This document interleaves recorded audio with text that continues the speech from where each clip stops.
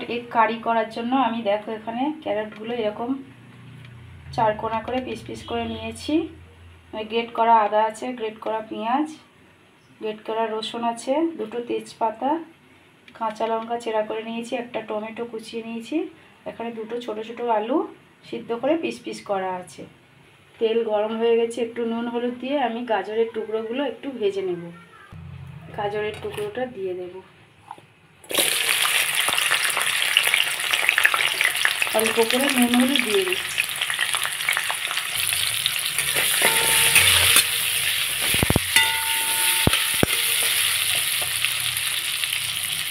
গাজরগুলো খুব সুন্দর করে ফ্রাই করা হয়ে গেছে। এখন সেদ্ধ করে ছাড়িয়ে রাখা ডিমগুলো ফ্রাই করে নেব একটু নুন হলুদ দিয়ে,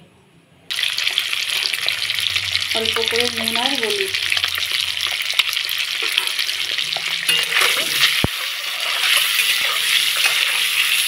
লাল লাল করে একটু ভেজে নেব।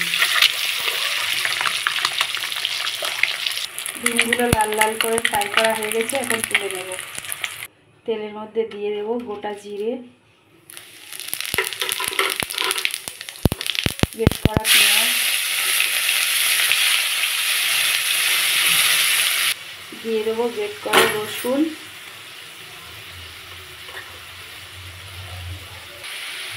দিয়ে দেবো তেজপাতা, গ্রেট করা আদা,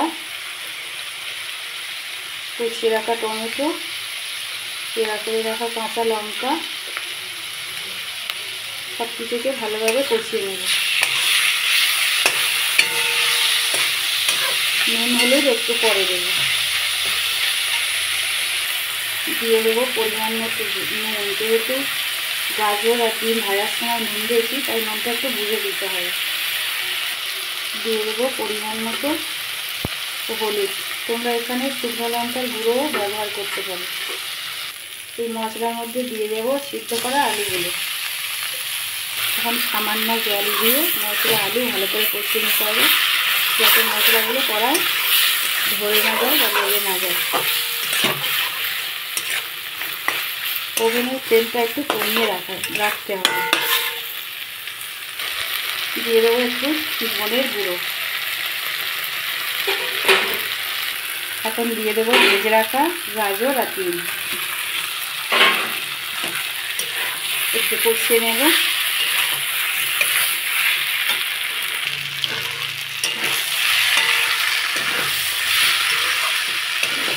সব কিছু ভালোভাবে কষানো হয়ে গেছে, দিয়ে দেবো পরিমাণ মতো জল।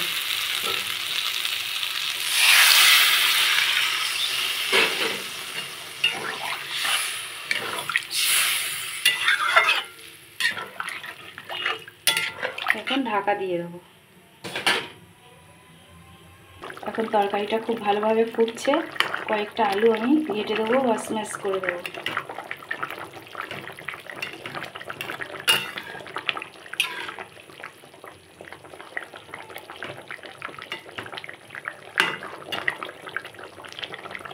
প্রত্যেকটা ডিমের মধ্যে আমি খুন্তি দিয়ে এরকম একবার করে এই যে মানে ফুটো ফুটো করে দেবো, যাতে ঝোল ভালো করে ঢোকে, স্বাদটা আরও বাড়ে।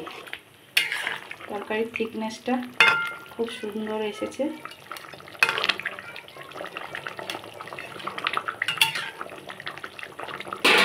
এখন দিয়ে দেবো 1 চামচের 3 ভাগের 1 ভাগ গরম মশলা।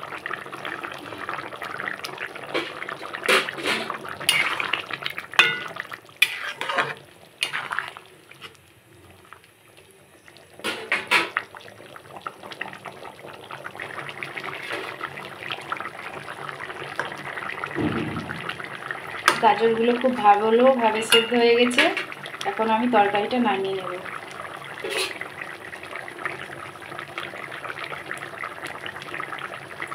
অসাধারণ টেস্ট হয়েছে, তোমরাও এইভাবে বানিয়ে দেখো, নিশ্চয়ই ভালো লাগবে এবং সবাইকে খুশি করতে পারবে। পুরো ভিডিওটা দেখার জন্য অসংখ্য অসংখ্য ধন্যবাদ। এইভাবে পাশে থেকো আমার। তরকারির থিকনেসটা একবার দেখো, মাংসকেও হার মানাবে।